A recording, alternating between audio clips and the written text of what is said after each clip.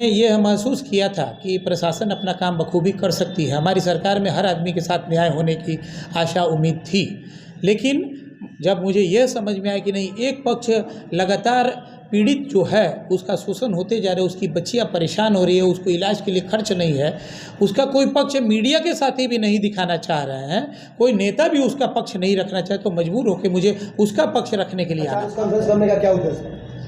आज आप सभी प्रेस के साथियों के माध्यम से जो सैनिक प्रकरण हुआ है पिछले 5-7 दिनों में रक्सौल में, और रक्सौल की जो शिकायत मीडिया के माध्यम से पूरे देश में हो रही है, और जो एक पक्षीय बातें कुछ पत्रकार महोदय लोग ने कह दिया है, उसको मैं आप लोग के माध्यम से क्लियर कर देना चाहता हूँ कि जब भी कोई घटना होती है उसमें 2 पक्ष होता है, और मीडिया का जो कार्य है, मीडिया का जो विश्वसनीयता है, इसी बात पर टिकी है कि दोनों पक्ष की बातों को सुना जाए।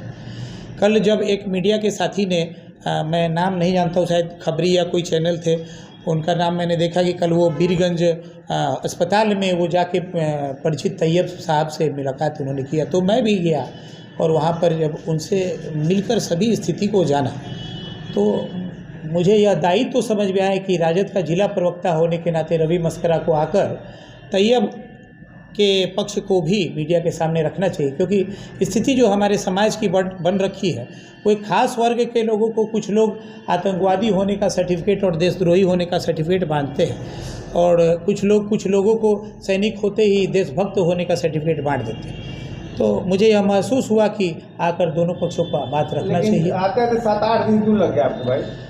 मैंने यह महसूस किया था कि प्रशासन अपना काम बखूबी कर सकती है। हमारी सरकार में हर आदमी के साथ न्याय होने की आशा उम्मीद थी, लेकिन जब मुझे यह समझ में आया कि नहीं, एक पक्ष लगातार पीड़ित जो है उसका शोषण होते जा रहा है, उसकी बच्चियां परेशान हो रही है, उसको इलाज के लिए खर्च नहीं है, उसका कोई पक्ष मीडिया के साथ ही भी नहीं दिखाना चाह रहे हैं, कोई नेता भी उसका पक्ष नहीं रखना चाहे, तो मजबूर होकर मुझे उसका पक्ष रखने के लिए आना। आप आर्मी के साथ है कि बिहार पुलिस के साथ है या उस पीड़ित के साथ? मैं न्याय के साथ हूँ। तो ये कौन सा न्याय है भाई कि एक नहीं 2 जगह आर्मी की पिटाई की जा रही है बिहार में, और कहा जा रहा है, लोग कमेंट कर रहे हैं ये तो ट्रेलर है, फिल्म बाकी है। देखिए, आर्मी 2 चीज़ आप क्लियर कर लीजिए। नंबर 1, आर्मी जब ड्यूटी पर नहीं होता है, घर आता है, तो वो सिविलियन होता है, उसको बार बार कृपया करके आप आर्मी ना बुलाएं, नंबर 1। नंबर 2, सिविलियन के लिए जो कानून होता है वो आर्मी घर में आया है, उसके ऊपर भी वही कानून लागू होता है। हमारे जो मित्र सम्माननीय सैनिक महोदय थे, पूरा हिंदुस्तान सैनिकों की इज्जत करता है, इसमें कोई दो राय नहीं है।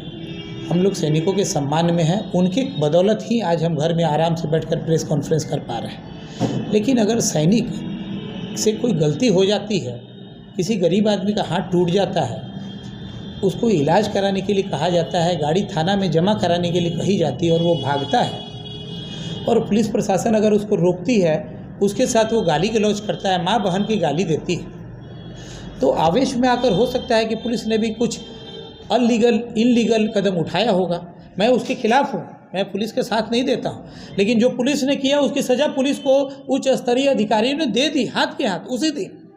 लेकिन जो तैयब हुसैन के साथ हुआ, जो तैयब खान के साथ हुआ, जो मोहम्मद तैयब के साथ हुआ, उसकी बच्चियों के साथ हुआ, जो 9वीं के एग्ज़ाम नहीं दे पाई, खाने को दाना नहीं है, उस आदमी का इलाज के लिए हॉस्पिटल में पैसा नहीं है, और कुछ यहाँ के साथी जाके हॉस्पिटल में भी उसको आतंकवादी कह के कल चले आए, तो आप क्या समझते हैं? इसके बाद भी मुझे रुकना चाहिए था। और बताता हूँ, आतंकवादी की बात आपने बोल रहे हैं, तो बहुत लोगों का कहना है कि जो उस परिवार को जो दिखा रहा है वो सारे पत्रकार भी आतंकवादी हैं। देखिए, ये तो ऐसा हिंदुस्तान में आजकल चलन हो गया है। मोदी राज आने के बाद, बीजेपी की सरकार होने के बाद, जो आदमी भी किसी समस्या के खिलाफ में, मैं भी अभी जब आप न्यूज़ डाल देंगे तो आपके पोर्टल पर देखिएगा कि 100 आदमी बोलेंगे कि आतंकवादी है, ये पाकिस्तानी है, ये मुसलमानों का पक्ष लेने वाला है। ये सब चीज़ जब से मोदी सरकार है, ये सर्टिफिकेट बांटने का ये चलन चल गया है, और इस सर्टिफिकेट बांटने वालों से हम लोग घबराने वाले लोग नहीं हैं।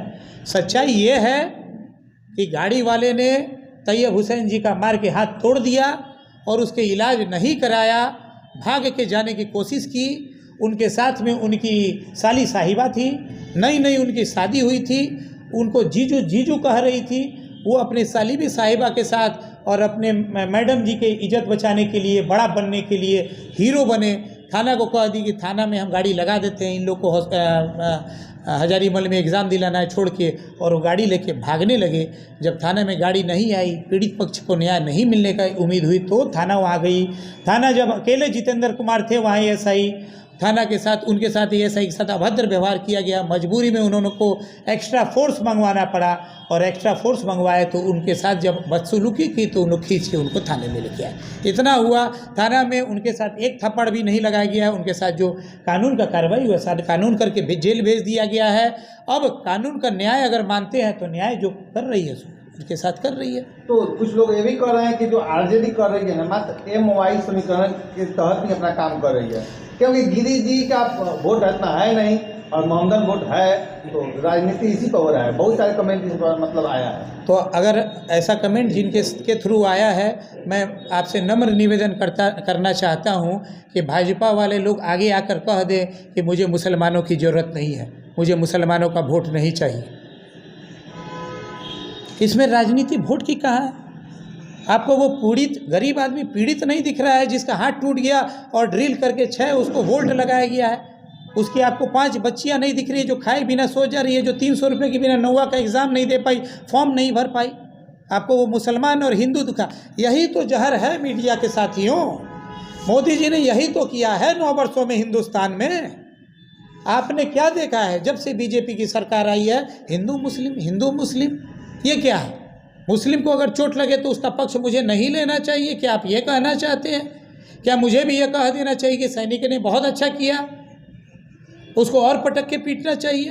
नहीं, कुछ लोग तो ये भी कर रहे हैं यदि आज नेता के साथ ऐसा अगर हुआ रहता तो आज ट्रेनें बंद रहती, जगह जगह टायर जलाए जाते, विरोध किया जाता। लेकिन आखिर भाई बिहार सरकार अभी तक कोई आकर बोला नहीं। बिहार सरकार के कोई भी मतलब मंत्री, बगल में कानून मंत्री का घर है, फिर भी कानून का धज्जिया उड़ाया गया। क्या चाहते हैं आप कानून मंत्री से? क्या चाहते हैं आप बिहार सरकार के से मीडिया के बंधु? आप क्या चाहते हैं कि पुलिस को ऑफिस रक्सौल थाना को बंद करवा दिया जाए? क्या आप चाहते हैं कि एसपी को बर्खास्त कर दिया जाए? क्या आप चाहते हैं कि रक्सौल थाना के सभी सिपाहियों को जेल में भेज दिया जाए? क्या चाहती है मीडिया के साथी हमारे? मैं जानना चाहता हूँ। जिस साथी के ऊपर इल्ज़ाम लगा है वो साथी आज लाइन हाजिर है, उनके ऊपर कार्रवाई, कड़ी से कड़ी कार्रवाई हो चुकी है। लेकिन जिस आदमी को चोट लगा है उसके बारे में आप चर्चा क्यों नहीं करते हैं? उसके बारे में आप सवाल क्यों नहीं करते हैं? मैं सभी मीडिया के साथियों से ये सवाल जानना चाहता हूँ कि मीडिया एक तरफी हो गई, यह देश के लिए ठीक नहीं है। चौथा स्तंभ है मीडिया। मीडिया को दोनों पक्ष का बात सुनना ही चाहिए, कहना ही चाहिए, तभी देश की इज्जत बचने वाली है और संविधान बचने वाला है। और नहीं तो अगर एक खास जाति का, और आप बोलते हैं जात, एक खास जाति के लोग उसके साथ नहीं घूम रहे हैं, एक खास जाति के पत्रकार उसका एडिटिंग नहीं कर रहा है, एक खास जाति के लोग उस सैनिकों के पक्ष में नहीं खड़े हुए हैं। जात धर्म क्या होता है? अगर जात आप बोलेंगे तो मैं ये बोलूँगा कि उसके प्रदर्शन में एक खास जाति के लोग बैठे हुए हैं। इसीलिए कृपया करके हिंदुस्तान को, रक्सौल को बांटने की कोशिश न किया जाए। मैं पीड़ित के साथ हूँ, वो मुसलमान है तो भी उसके साथ हूँ, वो मारवाड़ी होता तो भी उसके साथ रहता, वो गिरी होता तो भी उसके साथ रहता, वो कोई दूसरा जात रहता तो भी। लगातार वीडियो उसमें वायरल हो रहा है और कहा भी जा रहा है कि उसमें जो महिलाएं बैठी उसके साथ भी छेड़छाड़ की गई। देखिए, ये सब कहने सुनने वाली बातें हैं। जो उनकी साली साहिबा थी और उनकी जो धर्म पत्नी थी सैनिक महोदय की, उन्होंने पुलिस को सैंडल निकाल के पीटने की बात कही है, ये तो आपको नहीं मालूम है। मीडिया को दोनों पक्ष सुनना चाहिए। जब मस्करा जी एक चीज़ ये भी है कि उन्होंने एक स्टेटमेंट में ये कहा है कि जितेंद्र जी ने, एसआई के बारे में, कि जितेंद्र जी ने मेरे साथ गलत व्यवहार किया, और एक वीडियो में उन्होंने ये कहा है कि पब्लिक ने हमारे साथ दुर्व्यवहार किया। देखिए, सच्चाई ये है कि अगर प्रशासन की गाड़ी वहाँ पर न जाती, न पहुँची होती, तो हो सकता था कि उनके साथ कुछ हादसा हो गया रहता। जनता रोष में थी। आप किसी बूढ़े गरीब आदमी को ठोकर मार देते हैं और भागने की कोशिश करते हैं, और आपकी साली साहिबा और पत्नी गाड़ी में से उतर के कहती है कि इसका हाथ पहले से टूटा हुआ है, सैंडल से मार के इसका मूड़ी फोड़ देंगे, तो सोचिए कि जनता का आक्रोश क्या होता। आप वहाँ रहते तो क्या होता। प्रशासन का आपको धन्यवाद देना चाहिए, जिसके कारण में वो सैनिक इज्जत से, प्रतिष्ठा से अपनी साली को और पत्नी को स्कूल तक पहुंचाने में सफल हुए, और प्रशासन ने फिर अपना जो कार्रवाई हुआ। एक अंतिम सवाल है मस्करा जी, जब तक बीजेपी के विधायक प्रमोद सिन्हा ने पोस्ट नहीं किया, उसके पहले कोई नेता नहीं है, लेकिन जब पोस्ट किए उसके बाद लाइन लग गया नेता लोगों का कि भाई चलो कुछ बोलते हैं, आगे क्यों? देखिए, आप फिर इसको मुझे लगता है कि राजनीति की तरफ मोड़ना चाहते हैं बड़े भाई। सच्चाई ये है कि माननीय विधायक जी या माननीय पवन जायसवाल जी ने भी विधानसभा में यह मुद्दा उठाया है, तो उनकी पार्टी की सच्चाई ये है कि वो कुछ अल्पसंख्यकों के खिलाफ में रहती है, यह सच्चाई है, इसमें कोई छिपी हुई बात नहीं है। तो मैं पूछना चाहता हूं कि आपके माध्यम से क्या माननीय विधायक महोदय ने या माननीय पवन जायसवाल महोदय ने पीड़ित पक्ष का पक्ष लिया, जिसका हाथ टूटा था उससे भी बातें की, या सिर्फ मीडिया ट्रायल के आधार पर विधानसभा में सवाल पूछा?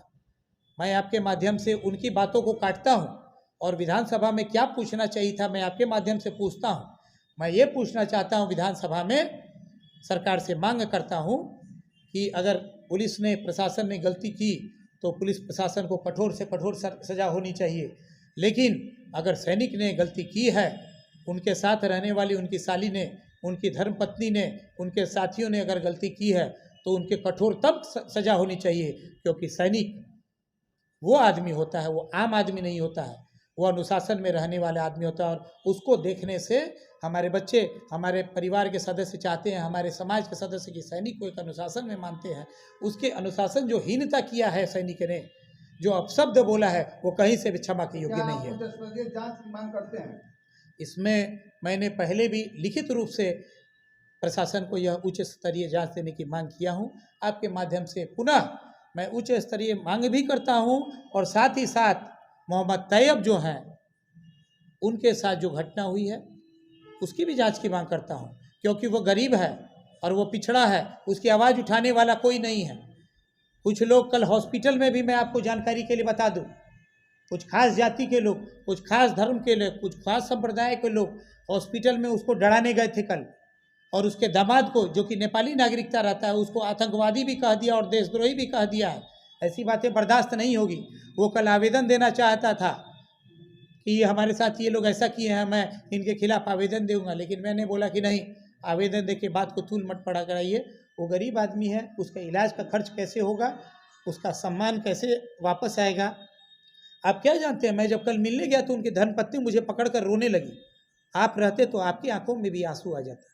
उस आदमी को 2 जून की रोटी नसीब नहीं है। एक मिनट, जब आप एक सवाल किए थे कि मीडिया एक तरफा दिखाया, हम लोगों ने जाने वहाँ पे गए थे उन लोगों से बाइट लेने, लेकिन वो उस समय बोलने के लिए तैयार नहीं।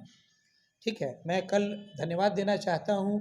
एक चैनल का नाम मुझे उन्होंने बताया, मैंने भी देखा है, एक खबरी या कोई चैनल वाले साथी मेरे वहाँ ज़रूर गए थे। 8वें दिन जैसे मैं आया हूँ, वैसे 8वें दिन गए थे, तब मुझे सभी बातें की पता और भी हुई। तो वो लोग नहीं बात कर पाए होंगे, ठीक है, लेकिन अभी जो 8 दिनों में हुआ, या सैनिकों के साथ, सैनिक के सम्मान में जो पत्रकार बंधु वहाँ लगातार डटे हुए हैं, इसलिए मैंने बोला कि एक खास मीडिया के वर्ग, मैं सबको दोषी नहीं ठहरा रहा हूँ, और मीडिया को दोषी ठहराने वाला मैं कौन होता हूँ। मैं ये कहना चाहता हूँ कि मीडिया को दोनों पक्ष का पक्ष लेना चाहिए और सच्चाई को सामने लाने की बात करनी चाहिए, और मीडिया ट्रायल तो कम से कम जरूर नहीं होना चाहिए। सैनिक के पत्नी का एक वीडियो वायरल हो रहा है, जो कि उनके एडमिट कार्ड का वीडियो है, और उसमें ये दिखाया जा रहा है कि उनकी शादी हुई वो बाल विवाह है। इसको कैसे लेते हैं आप? इसके लिए पुलिस कप्तान मोतिहारी जिला माननीय एसपी महोदय के द्वारा जांच बैठा दी गई है, और आज उसकी जांच कंप्लीट हो जाएगी, और आज का रिपोर्ट सुबह 10 बजे तक उनको रिपोर्ट मिल जाएगा। और अगर उसके पक्ष में सही में उनकी नाबालिग होगी तो पोस्को एक्ट के तहत उनके ऊपर नया केस किया जाएगा। तो जो लोग ये उम्मीद लगाए बैठे हैं कि आज उनका बेल हो जाएगा, तो अगर बेल हो जाता है तो दूसरे केस में उनको फिर से जेल होगा। बहुत बहुत धन्यवाद।